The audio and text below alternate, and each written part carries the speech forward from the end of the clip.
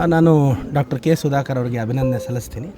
ಒಳ್ಳೆಯ ಕಾರ್ಯ ಮಾಡ್ಕೊಂಡು ಹೋಗಲಿ ಅಂತ ಜನಾಭಿಪ್ರಾಯ ಅವ್ರ ಪರವಾಗಿ ಕೊಟ್ಟಿದ್ದಾರೆ, ಅದನ್ನು ನಾನು ಗೌರವಿಸ್ತೀನಿ ಸರ್. ಸಂಸದರಾದ ಮೇಲೆ ಕಾಂಗ್ರೆಸ್ ಮೇಲೆ ದಬ್ಬಾಳಿಕೆ ಜಾಸ್ತಿ ಆಗಿದೆ ಅನ್ನುವಂಥ ಆರೋಪ ಕೇಳಿಬರ್ತಿದೆ. ನೋಡಿ, ಈಗ ನಾನು 1 ವರ್ಷದಿಂದ ನಾನು ತುಂಬ ಪೇಷನ್ಸ್ ಆಗಿ ಎಲ್ಲ ಹೋದೆ. ಕಳೆದ 1 ವಾರದಿಂದ ತುಂಬ ಗಲಾಟೆಗಳಾಗ್ತಿದೆ. ನನ್ನ ಮನೆ ಮೇಲೆ ಕಲ್ಲು ಬಿತ್ತು, ನನ್ನ ಕಾರ್ಯಕರ್ತರ ಮೇಲೆ ಅಟ್ಯಾಕ್ ಆಯಿತು. ನಾನೀಗ ಒಬ್ಬ ಲೀಡರ್ ಆಗಿ, ಒಬ್ಬ MLA ಆಗಿ ಇಮಿಡಿಯೇಟಾಗಿ ರಿಯಾಕ್ಟ್ ಆದರೆ ನಮ್ಮ ಕಾರ್ಯಕರ್ತರು ಅವ್ರ ಕಾರ್ಯಕರ್ತರು ಹೊಡೆದಾಡ್ಕೊತಾರೆ, ಸಫರ್ ಆಗೋದು ಅದೇ. ನಾನು ಈಗಲೂ ಹೇಳ್ತೀನಿ ನೋಡಿ, ನೀವು ಗಮನಿಸಿ, ನಾನು ಯಾರು ನನ್ನ ಕಾರ್ಯಕರ್ತರ ಜೊತೆ ಹೋಗಿ ಪ್ರೆಸ್ ಮೀಟ್ ಇಡಿಸ್ತಾ ಇಲ್ಲ, ಅವ್ರನ್ನ ಬಯಸ್ತಾ ಇಲ್ಲ.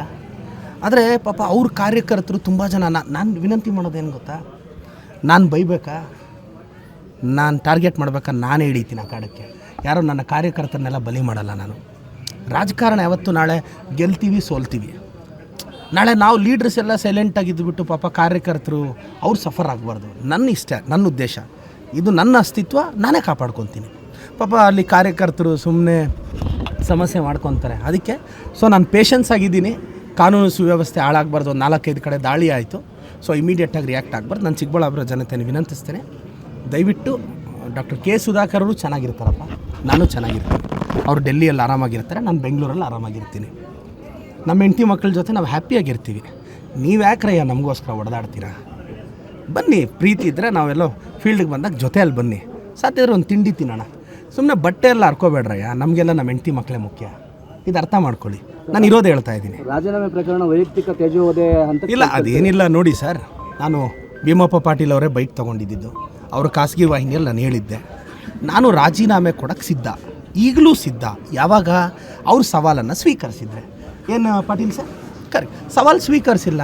ನೀವು ಕ್ವಶನ್ ಪೇಪರ್ ಕೊಡ್ದೇನೆ ನಾನು ಆನ್ಸರ್ ರಾಂಗ್ ಬರೆದಿದ್ದೀನಿ ಅಂತ ನನ್ನ ಮೇಲೆ ಆರೋಪ ಹಾಕಿದ್ರೆ ಅಲ್ವಾ? ಅದನ್ನು ಬಿಟ್ಬಿಡಿ, ತಲೆಗೆಡ್ಸ್ಕೊಳ್ಳೋದು ಬೇಡ. ಇವೆಲ್ಲ ನಡೀತಾ ಇರ್ತವೆ, ರಾಜಕಾರಣದಲ್ಲಿ ಬರ್ತಾ ಇರ್ತವೆ. ಅಖಾಡದಲ್ಲಿ ನಾನು ಇದ್ದಿದ್ದರೆ ಗೇಮ್ ಬೇರೆ ಥರ ಇರೋದು ಅಲ್ವಾ? ಪ್ರದೀಪ್ ಈಶ್ವರ್ ಆಗೋಕ್ಕಾಗಲ್ಲ ಅಲ್ವಾ? ಅಷ್ಟೇ. Thank you sir. ಸ್ಥಳೀಯ ಸಂಸ್ಥೆ ಚುನಾವಣೆ ಬರ್ತಿದೆ, ಕಾರ್ಯಕರ್ತರಿಗೆ ಏನು ಹೇಳ್ತೀರಿ ಸರ್? ನಮ್ಮ ಕಾರ್ಯಕರ್ತರೆಲ್ಲ ನಾನೇ ಮನೆಗೂ ಸುತ್ತೀನಿ, ನನ್ನ ಕಾರ್ಯಕರ್ತರನ್ನ ಬಲಪಡಿಸ್ತೀನಿ, ಕಾಂಗ್ರೆಸ್ ಪಾರ್ಟಿನ ಬಲಪಡಿಸ್ತೀನಿ. ಕಾಂಗ್ರೆಸ್ ಪಕ್ಷ ದೊಡ್ಡದು. ಇಲ್ಲಿ ಪ್ರದೀಪ್ ಈಶ್ವರು ದೊಡ್ಡದಲ್ಲ. ಈ ಪಕ್ಷನ 10 ವರ್ಷ ಇನ್ಯಾರೋ ನಡೆಸಿದ್ರು, ಇವಾಗ ನಾನು ನಡೆಸ್ತಿದ್ದೀನಿ. ಇಲ್ಲಿ ಪಾರ್ಟಿ ದೊಡ್ಡದು. ನಾನು ಮತ್ತೆ ಪುನರುಚ್ಚರಿಸ್ತಾ ಇದ್ದೀನಿ, KPCC ಕಾಂಗ್ರೆಸ್ ಪಕ್ಷ ದೊಡ್ಡದು. ನಾನು ಕಾಂಗ್ರೆಸ್ ಪಕ್ಷಕ್ಕೆ ಟಿಕೆಟ್ಗೋಸ್ಕರ ಅಲ್ಲ, ಒಂದು ಐಡಿಯಾಲಜಿ ಇಟ್ಕೊಂಡು ಬಂದವನು. ಯಾಕೆಂದರೆ ಇದೊಂದು ಜಾತ್ಯತೀತ ಪಕ್ಷ, ಬಡವರ ಪಕ್ಷ, ನನ್ನಂಥ ಅಹಿಂದಾದವರಿಗೆ ರಕ್ಷಣೆ ಕೊಡೋ ಪಕ್ಷ. ಆ ಉದ್ದೇಶಕ್ಕೆ ನಾನು ಕಾಂಗ್ರೆಸ್ ಪಕ್ಷದಲ್ಲಿ ಇದ್ದೀನಿ. ನನಗೆ ಕಾಂಗ್ರೆಸ್ ಪಕ್ಷನೇ ಮುಖ್ಯ. ನನ್ನಂಥ ಅಹಿಂದ ಹುಡುಗರು ರಕ್ಷಣೆ ಸಿಗಬೇಕು, ಅಹಿಂದ ಹುಡುಗರು ಬೆಳಿಬೇಕು ಅಂದರೆ ಕಾಂಗ್ರೆಸ್ ಪಕ್ಷದಿಂದ ಮಾತ್ರ ಸಾಧ್ಯ. ಗ್ಯಾರಂಟಿ ಅಂತ ಯೋಜನೆಗೆ